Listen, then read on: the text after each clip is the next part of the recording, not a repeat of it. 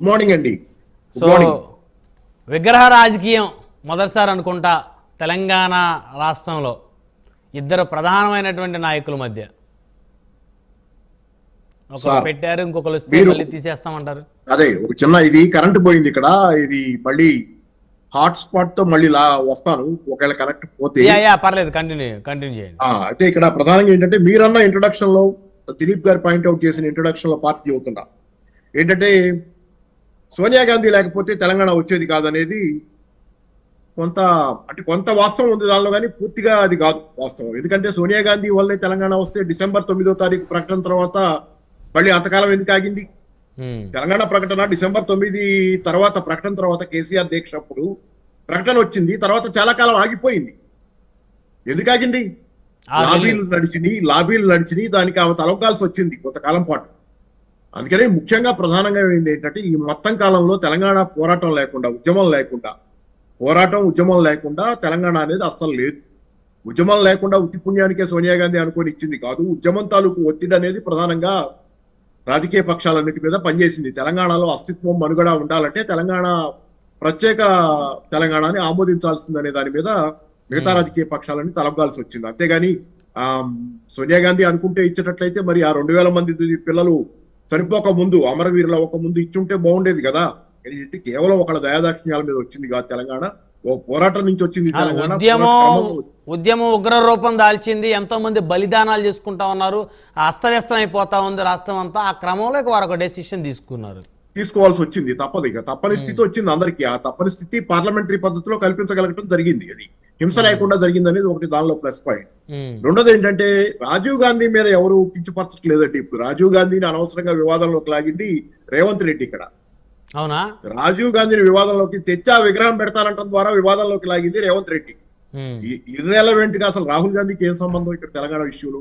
రాహుల్ గాంధీ పట్ల అందరికీ గౌరవం ఉంది, దేశం కోసం ఆయన త్యాగం చేశాడు కాదని ఎవరు అందరూ. దాని పట్ల నిస్సందేహంగా నాకు కూడా గౌరవం ఉంది, అందరికీ గౌరవం ఉంది. ఇందిరాగాంధీ పట్ల గౌరవం ఉంది, సోనియా గాంధీ పట్ల కూడా గౌరవం ఉంది ఖచ్చితంగా.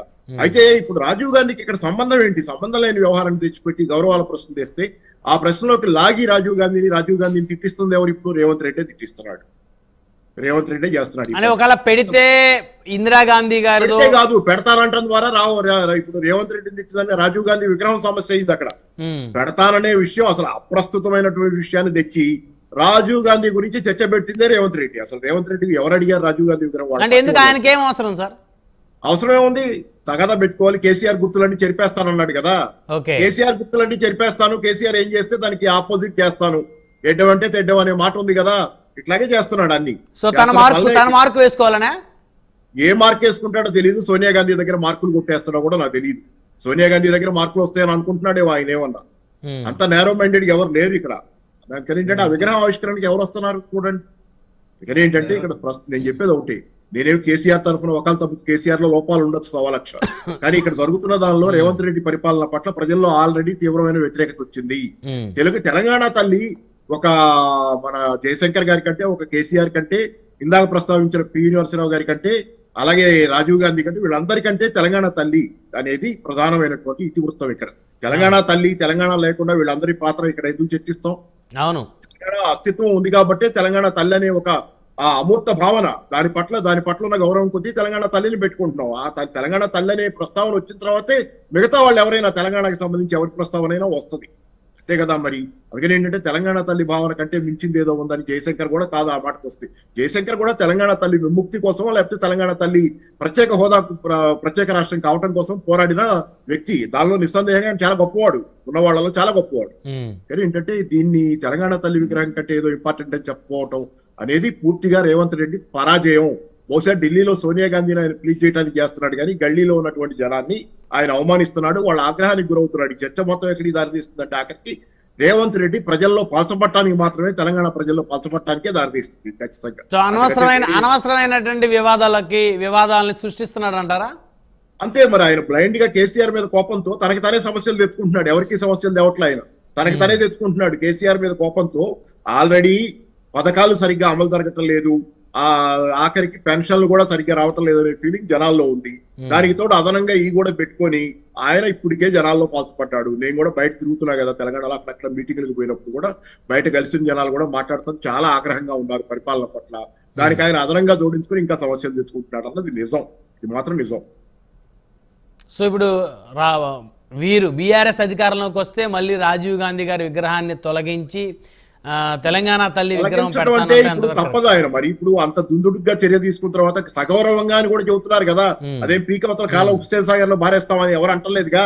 సగౌరవంగా తొలగిస్తా ఉంటున్నారు, దాన్ని గౌరవంగానే తొలగిస్తా ఉంటారు. ఒక చెట్టును కొట్టేస్తాం సార్, చెట్లు కొట్టేటప్పుడు ఏం చేస్తున్నాం, దాన్ని చాలా జాగ్రత్తగా అక్కడి నుంచి తీసుకెళ్లి ఇంకో చోట పెడతాం. చెట్టు పట్ల ఉన్న గౌరవంతో, చెట్టు మానవ జీవితానికి మనుగడకు అవసరం అనే గౌరవంతో ఒక చెట్టును ఒక చోట పెద్ద వృక్షాన్ని ఒక చోట తీస్తే దాని వేళ్లతో సహా తీసుకెళ్లి ఇంకో చోట జాగ్రత్తగా పదిలంగా పెడతాం. అలాగే అదే గౌరవంతో రాజీవ్ గాంధీ పట్ల అందరికీ గౌరవం ఉంది. అదే గౌరవం అంటే తెలంగాణ పట్ల తల్లి పట్ల, తెలంగాణ పట్ల జనాలకి ప్రేమ ఉంది. తెలంగాణ తల్లి పట్ల జనాలకు కూడా చాలా అభిమానం ఉంది. ఇంతకంటే అందరి పట్ల, అందరి మనుషులు అందరి పట్ల అభిమానం కంటే తెలంగాణ తల్లి, తెలంగాణ అస్తిత్వం, తెలంగాణ అమూర్త భావన పట్ల తెలంగాణలో అందరికీ ఎక్కువ గౌరవం ఉంటుంది మిగతా అన్నిటికంటే కూడా. కాబట్టి ఏంటంటే రాజీవ్ గాంధీ విగ్రహాన్ని సగౌరవంగానే అక్కడి నుంచి మీకు ఎక్కడ కావాలంటే అక్కడ పెడతాం, అక్కడ కాకుండా అనేదే ప్రస్తావన. అంతేగాని రాజీవ్ గాంధీని అవమానించాలి, తీసేస్తామంటే ఏదో పగలగొట్టినట్లు అనుకుంటే పొరపాటు. అంటే రెండు మాట్లాడినారు కదా సార్, గాంధీ భవన్ పంపిస్తా లేకపోతే జూబ్లీహిల్స్ రేవంత్ రెడ్డి ఆయన అన్నాళ్ళండి. నేను అంటున్నా, నేను ఆయన మాటలే నేను చెప్పాలని లేదు కదా. కేటీఆర్ కి నేనేమి ఎక్స్టెండెడ్ ఏజెన్సీ కాదు కదా. నేను నా ఉద్దేశంలో నాకు అర్థమైంది నేను చెబుతున్నాను. ఆయన అన్నాడే అది అనవసరమైనటువంటి వాదన. కేటీఆర్ మాట్లాడేది కూడా గాంధీ భవన్ కి ఎందుకు పంపాలి, ఇక్కడ చాలా చోట్ల ఉన్నాయి, చాలా ప్లేసెస్ ఉన్నాయి, ట్యాంక్ బండి మీద పెట్టుకోవచ్చు కావాలంటే. అలాంటి గౌరవం ఉండేదేమో దివంగత తొందరపడుతున్నాడని అనుకుంటున్నాను నేను. ఆయన చాలా విషయాలు అట్లాంటివి ఉన్నాయి. రేవంత్ రెడ్డి ఇంటికి పంపుతారని కూడా అన్నారు. రేవంత్ రెడ్డి ఇంటికి పంపాలి. రేవంత్ రెడ్డి కాంగ్రెస్ ఆ మాటకు వస్తే రేవంత్ రెడ్డి కాంగ్రెస్ లో పారాచూట్ అని కాంగ్రెస్ లో వాళ్ళకే చాలా ఫీలింగ్ ఉంది. మరి రేవంత్ రెడ్డి ఇంటికి ఎందుకు పంపాలి? ఇవన్నీ కాదు, అవన్నీ అనవసరమైన వాదనలు. ఒకటే, తెలంగాణ అస్తిత్వానికి సంబంధించి తెలంగాణ తల్లి మాత్రమే సెక్రటేరియట్ ముందు ఉండటం సరైందని నా ఉద్దేశం వ్యక్తిగతంగా. ఎక్కడికి పంపుతారు ఏంటనేది ఎవరి వాదనలు వాళ్ళకు ఉంటాయి. నేనైతే అనుకుంటున్నాను చాలా కోడళ్ళు ఉన్నాయి హైదరాబాద్ నగరంలో, కీలక కోడళ్ళు. లేకపోతే మీరు అన్నట్లు ట్యాంక్ బండ్ ఉంది. ఏదైనా కానివ్వండి, ఎక్కడ కావాలనుకుంటే అక్కడ. తర్వాత అది ఇంకో చర్చ. ఏమంటారు దిలీప్ గారు? అనవసరమైనటువంటి వివాదంలోకి